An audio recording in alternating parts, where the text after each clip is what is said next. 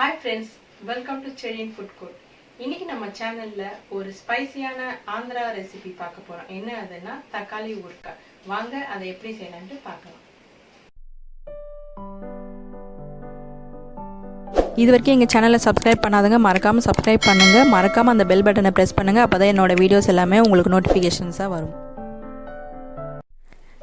First அடுப்பில் அகலமான ஒரு பேன் வச்சுக்கோங்க. அது சூடான பிறகு நம்ம ஆயில் ஆட் பண்ணிக்கலாம். அந்த அரை கப்பு ஆயிலில் ஃபஸ்ட்டு பாதி ஊற்றிக்கோங்க போதும். இப்போ அதை கட் பண்ணி வச்சுருக்கிற தக்காளியெல்லாம் நம்ம இதில் ஆட் பண்ணிக்க போகிறோம். தக்காளியை நல்லா குட்டி குட்டியாக கட் பண்ணி வச்சுருந்திங்கன்னா கொஞ்சம் ஈஸியாக இருக்கும், சீக்கிரமாக ரெடி ஆகும், வேறு ஒன்றும் இல்லை. இது நல்லா அப்படியே வெந்துடும். இந்த ஆயில் ஊற்றிருக்கோம் இல்லையா, அதுலேயே நல்லா வெந்துடும். நீங்கள் அந்த கரண்டில் கூட நல்லா மசிச்சு விடலாம். அப்படியே நல்லா ஃபுல்லாக வெந்துட்ட பிறகு நம்ம அதை ஆற வச்சுட்டு அப்புறமா தான் ஜார்லேயே நம்ம ஆட் பண்ணணும் அரைக்கிறதுக்கு. இப்போ உங்களுக்கு கலரும் சேஞ்ச் ஆகும் பாருங்கள், அது நல்லா வெந்த பிறகு. நல்லா அப்படியே தக்காளி தெரியல பாருங்கள், நல்லா ஸ்மாஷ் ஆகிடுச்சு அப்படியே. இப்போது இது ஆறின பிறகு நம்ம மிக்ஸி ஜாரில் மாற்றிக்கலாம் அரைக்கிறதுக்காக. முக்கியமாக தண்ணி எதுவும் சேர்க்கவே கூடாதுங்க. இதில் தண்ணி சேர்க்காமல் அரைச்சி வச்சுக்கோங்க. மறுபடியும் அதே பேனில் பாதி எண்ணெய் ஆட் பண்ணிக்கோங்க. கடுகு தாளிச்சிக்கலாம். பெருங்காயம் கொஞ்சம். பெருங்காயம் இந்த கடுகுலாம் செம்ம டேஸ்ட்டு கொடுக்கும். கடுகு பொரிஞ்ச பிறகு அந்த தக்காளி விழுதை இதில் ஆட் பண்ணிக்கலாம். நம்ம இது நல்லா அந்த பச்சை வாசனை எல்லாம் கொஞ்சம் போகணும். நீங்கள் அது வரைக்கும் இது நல்லா கைவிடாமல் கொஞ்சம் கலந்து விட்டுட்டே இருக்கணும்.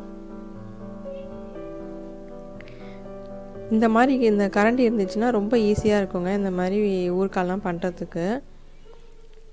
சில்லி பவுட்ரு ஆட் பண்ணிக்கலாம். இதுதான் காரமே ஊறுகாய் செய்கிறதுக்கு. ஸோ நீங்கள் அதுக்கேற்ற போல் அட்ஜஸ்ட் பண்ணி போட்டுக்கோங்க. நான் 2 டேபிள் ஸ்பூன் ஆட் பண்ணியிருக்கேன். எனக்கு அது போதுமானதாக இருந்தது. உங்களுக்கு ஒரு வேளை வேணும் அப்படின்னா இன்னும் கொஞ்சம் அரை டேபிள் ஸ்பூன் ஆட் பண்ணிக்கோங்க. எல்லாத்தையும் அதை கலந்து விட்டுக்கோங்க. சில்லி பவுடர் போட்ட பிறகு இந்த மாதிரி அப்படியே இந்த பபுள்ஸ் மாதிரி வரும், கொஞ்சம் பார்த்துக்கோங்க. உப்பு ஆட் பண்ணிக்கோங்க. உப்பும் காரமும் ஒரு வாட்டி செக் பண்ணிக்கோ நீங்கள் போட்ட பிறகு.